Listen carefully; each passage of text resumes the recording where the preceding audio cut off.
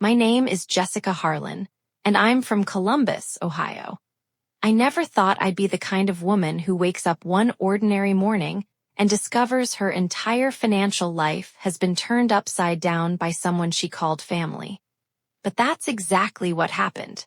If you've ever trusted the wrong person under your own roof, this story is going to hit hard. Stick with me until the end, because what my husband's sister did at 3 a.m. is worse than most people can imagine.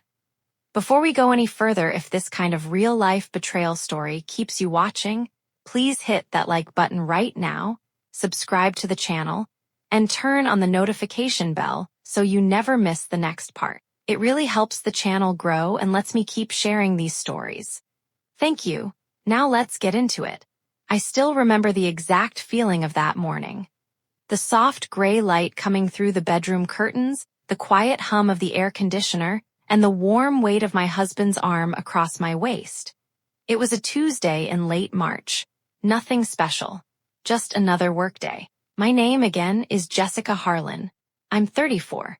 I've been married to my husband, Mark, for 6 years.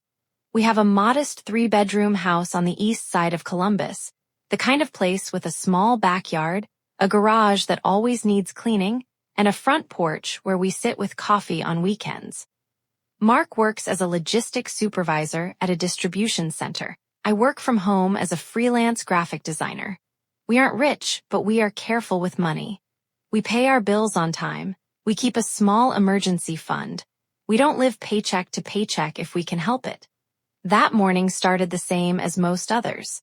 I reached for my phone on the nightstand around 6:45 a.m. The first thing I always do is check my bank app.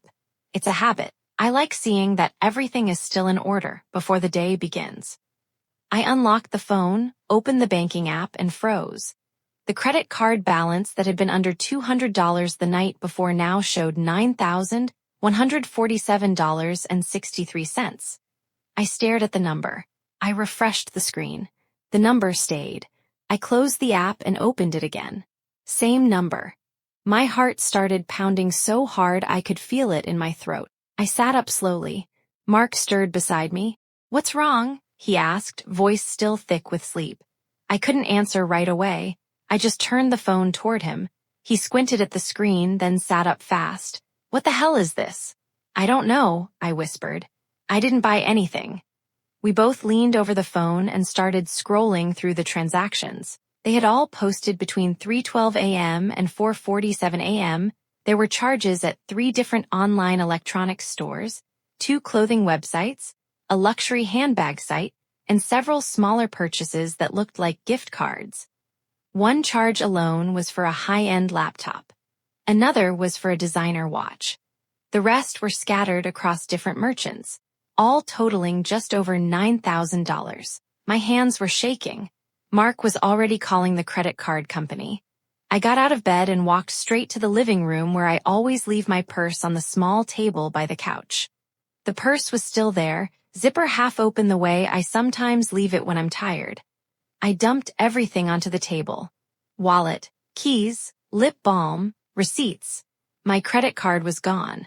I stood there holding the empty slot in my wallet, staring at it like it might reappear if I looked hard enough.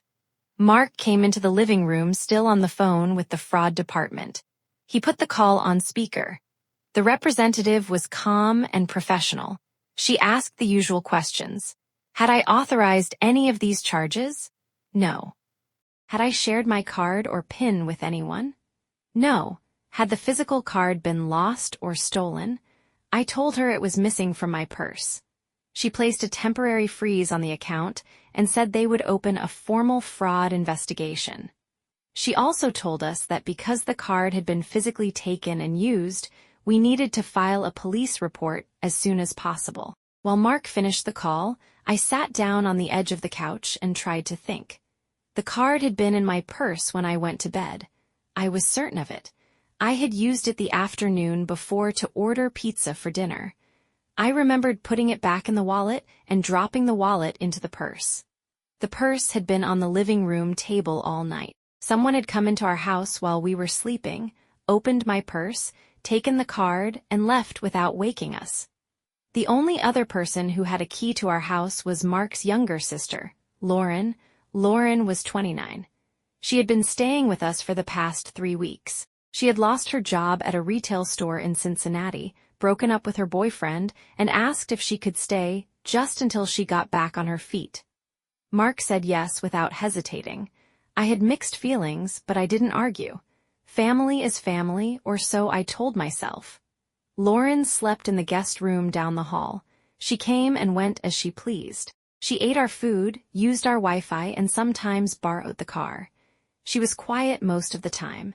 She spent a lot of hours on her phone. I had noticed she seemed stressed, but I figured that was normal after losing a job and a relationship in the same month. I walked down the hallway and knocked on the guest room door. No answer. I opened it. The bed was made. Her suitcase was gone. The closet was empty. Lauren had left. I stood in the empty room for a long moment. Then I went back to Mark and told him. His face changed. The color drained out of it. He sat down hard on the couch and put his head in his hands. She wouldn't, he said, but his voice didn't sound convinced. We spent the next hour going through the house, checking every window and door. Nothing was forced. The front door was locked from the inside the way we always leave it. The back door was locked. The garage door was down. Whoever took the card had a key or had been let in earlier and stayed. I kept replaying the night before in my mind. We had ordered pizza around 7. Lauren ate with us. She seemed fine. She talked a little about applying for jobs. Around 9, she said she was tired and went to her room. Mark and I watched an episode of a show, then went to bed around 10:30. I remember falling asleep quickly. I didn't hear anything during the night. At 3 in the morning, while Mark and I were both asleep, Lauren had walked into the living room, opened my purse, taken the credit card, and left the house. Then she had spent the next hour and a half making online purchases from wherever she had gone. We called the police. 2 officers came to the house within 40 minutes. They took our statements. They looked at the transaction list. They asked for Lauren's full name, date of birth, last known address, and phone number. Mark gave them everything. One of the officers asked if we wanted to press charges. I said yes without hesitation. Mark hesitated for a second, then nodded. They told us the investigation would take time. Credit card fraud cases involving family members are common, they said, and often the money is already gone by the time the report is filed. Still, they would try to track the purchases and see if any of the items could be recovered. After the officers left, the house felt too quiet. Mark kept pacing. I sat at the kitchen table refreshing the bank app over and over even though the card was already frozen. The charges were still there. The investigation would take days or weeks. In the meantime, we were responsible for proving the fraud. I called my mother. She lives in Dayton. The moment I told her what happened, she went silent for a few seconds, then said, "I never liked that girl." Mark's parents were a different story. When he called them, his mother immediately started defending Lauren. She said Lauren must have been desperate. She said maybe there was a misunderstanding. She asked if we were sure it was really Lauren. Mark's father stayed quiet on the other end of the line. That afternoon, I went through every drawer and every bag in the house looking for any sign of the missing card or receipts. I found nothing. Lauren had taken only the card and her own belongings. By evening, the reality had settled in. $9,000. That was almost 3 months of our combined take-home pay. It was the money we had been saving toward a down payment on a larger house. It was the buffer that made us feel safe. I barely slept that night. Every time I closed my eyes, I pictured Lauren standing in our living room in the dark, reaching into my purse, sliding the card out, and walking out the door while we slept 20 feet away. The next morning, the credit card company called with an update. They had confirmed the purchases were made with the physical card number and the 3-digit security code on the back. No chip or PIN had been required because the transactions were online. The shipping addresses for the larger items were to a package locker in a town about 40 minutes south of Columbus. The smaller gift card purchases had been emailed to an address we didn't recognize. Mark and I drove to that town the same day. The package locker facility required identification and a code to open the boxes. We didn't have either. We spoke to the manager, showed him the police report number, and asked if he could hold any packages that arrived under Lauren's name or the email address connected to the purchases. He said he would cooperate with the police, but could not release anything to us.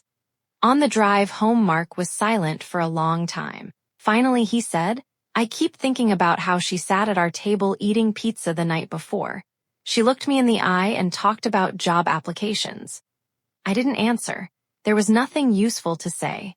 Over the next several days, the story spread through both sides of the family. Some people were outraged on our behalf. Others made excuses. A few of Mark's relatives suggested that maybe I had been careless leaving my purse out. One cousin asked if I was sure I hadn't authorized the purchases and forgotten. I stopped answering those messages. The police detective assigned to the case called us at the end of the first week.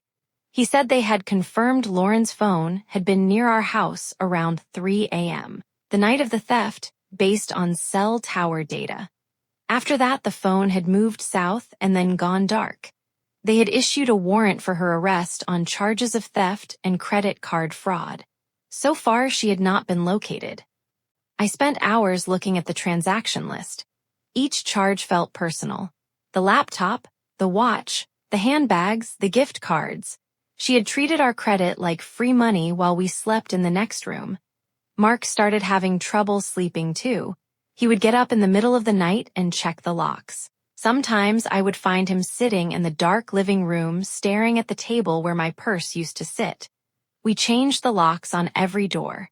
We installed a simple security camera system that covered the front and back entrances. It felt strange locking the house against someone who had once been welcome inside it. 2 weeks after the theft, Lauren finally made contact. Not with us, with her mother. She sent a short text saying she was safe, that she was sorry, and that she would pay the money back when she could. She did not say where she was. She did not answer when her mother called. Mark's mother forwarded the text to him. He read it, then handed the phone to me. The message was short and careful. No details, no real apology. Just the kind of words people use when they want the conversation to end. I told Mark I didn't want to hear any more second-hand messages from Lauren. If she wanted to talk, she could talk to the police. The credit card company completed their initial review and issued a provisional credit for the full amount while the investigation continued. That was a relief, but it was temporary. If they later decided the claim was not valid, the money would be taken back. We still had to live with the uncertainty. Life continued in a strange, suspended way. I worked on client projects with one eye on my email, waiting for updates from the detective or the bank. Mark went to work and came home quieter than before. We stopped talking about the future house.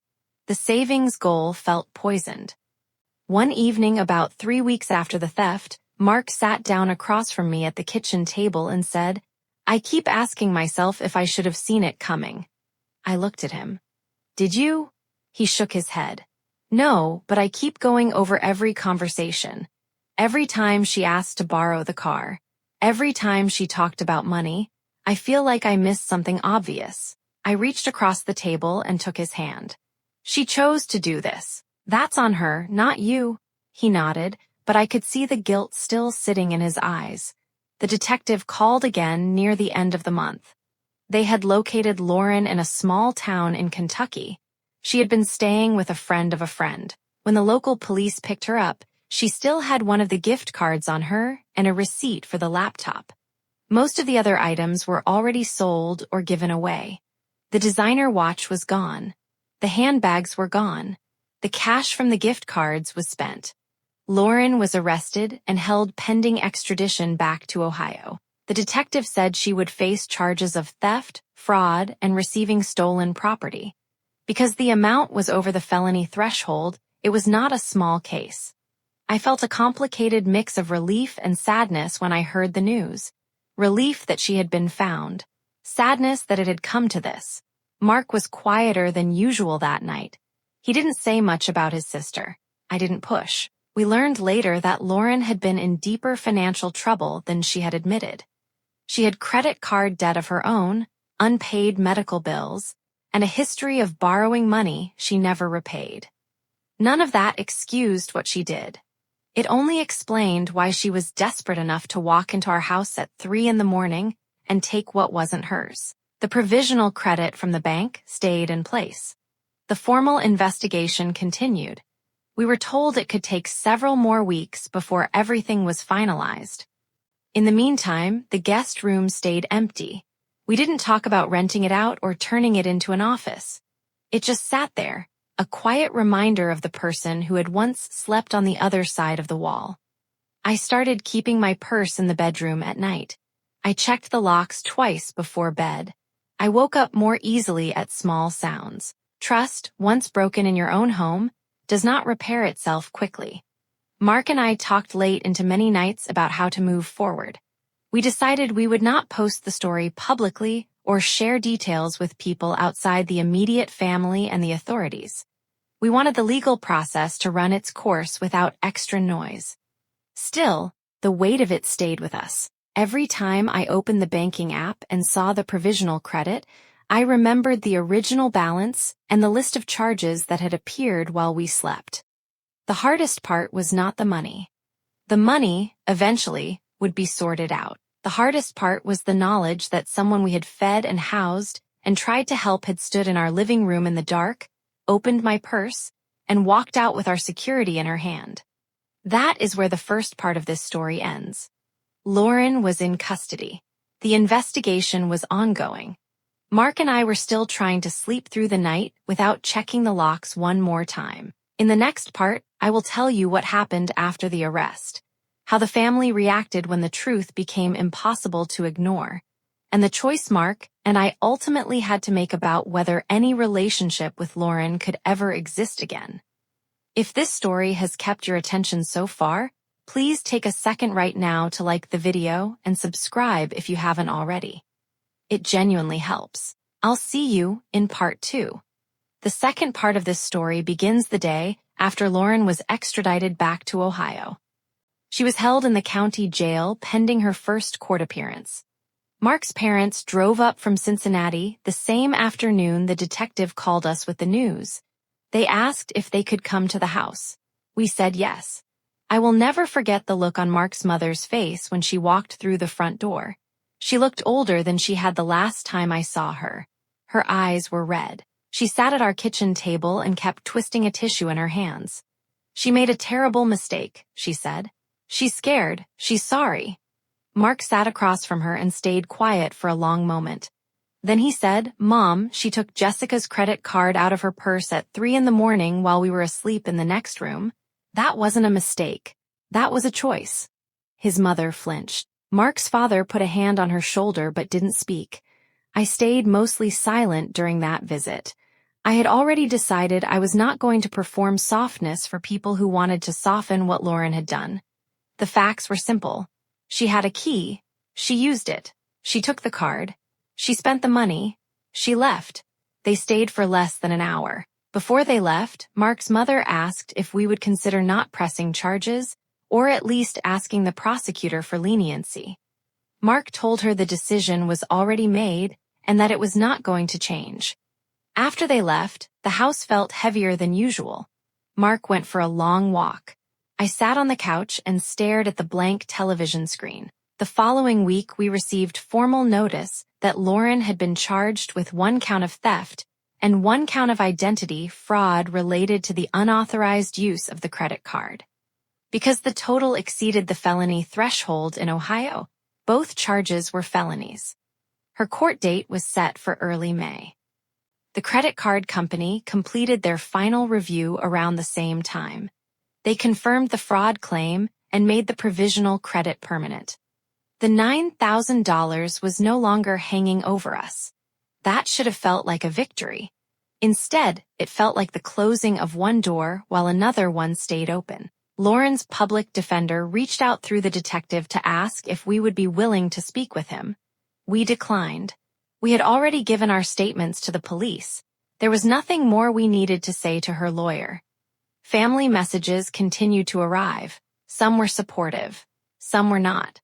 One of Mark's aunts sent a long text about forgiveness and second chances. Another relative suggested that perhaps the real problem was that we had left the purse out in the open. I blocked that number. Mark's relationship with his parents grew strained. They called less often. When they did call, the conversations were careful and short. They never directly asked us to drop the charges again, but the request lived underneath every sentence. In early May, we attended the first court hearing. It was a brief appearance. Lauren stood next to her public defender in an orange jumpsuit. She looked smaller than I remembered. She did not look at us. The judge read the charges, entered a not guilty plea on her behalf, and set a date for the next hearing. We left the courthouse without speaking to anyone from her side of the family. Outside on the steps, Mark stood still for a long time looking at the street. "I keep waiting to feel something different," he said. "Anger or sadness or something clean. Mostly I just feel tired." I understood exactly what he meant. The weeks that followed were a strange mix of ordinary life and legal waiting. I returned to my design projects. Mark went back to his usual schedule at the warehouse. Watched shows. We locked the doors and checked the cameras before bed. The guest room remained empty. One night in late May, Mark's father called. He asked if we would be willing to meet Lauren's public defender and hear a proposal.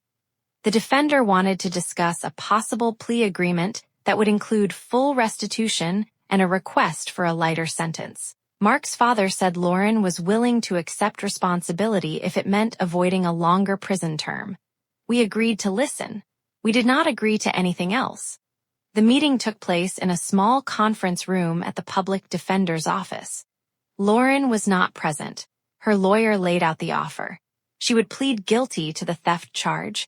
The identity fraud charge would be dismissed. She would be ordered to pay full restitution.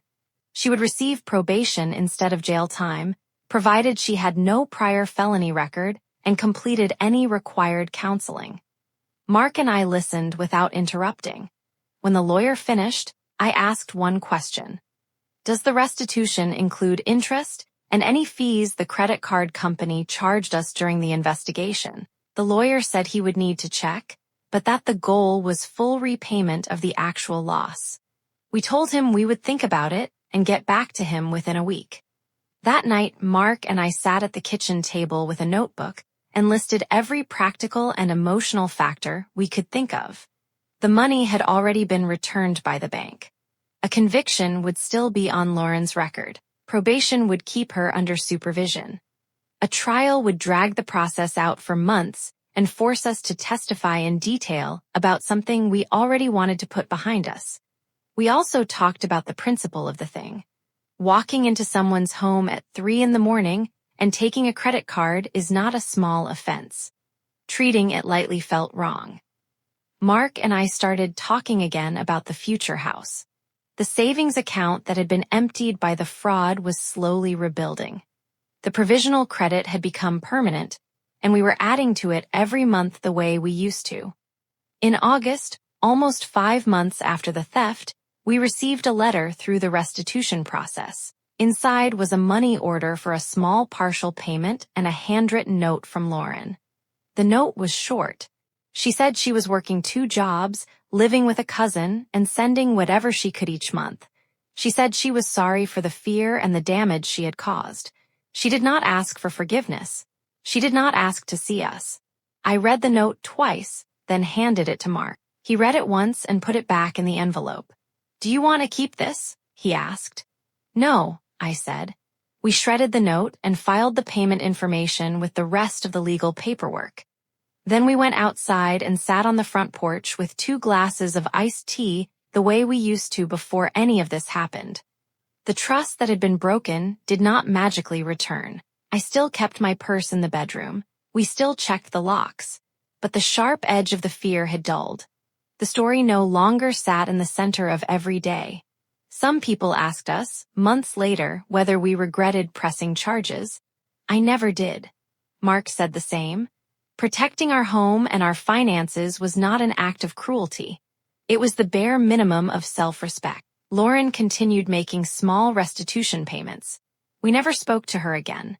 Mark's relationship with his parents remained polite but distant. Holidays became quieter. We spent them with my side of the family or alone together. That was a loss, but it was also a boundary we were willing to keep. Looking back now, more than a year later, the night of the theft still feels unreal in some ways. The idea that someone could move through our house in the dark, open a purse, and walk out with $9,000 of our future still has the power to make my stomach tight. At the same time, the ordinary days that followed the locked doors, the rebuilt savings, the empty guest room turned into an office feel like proof that life continues even after trust is broken. I am Jessica Harlan from Columbus, Ohio.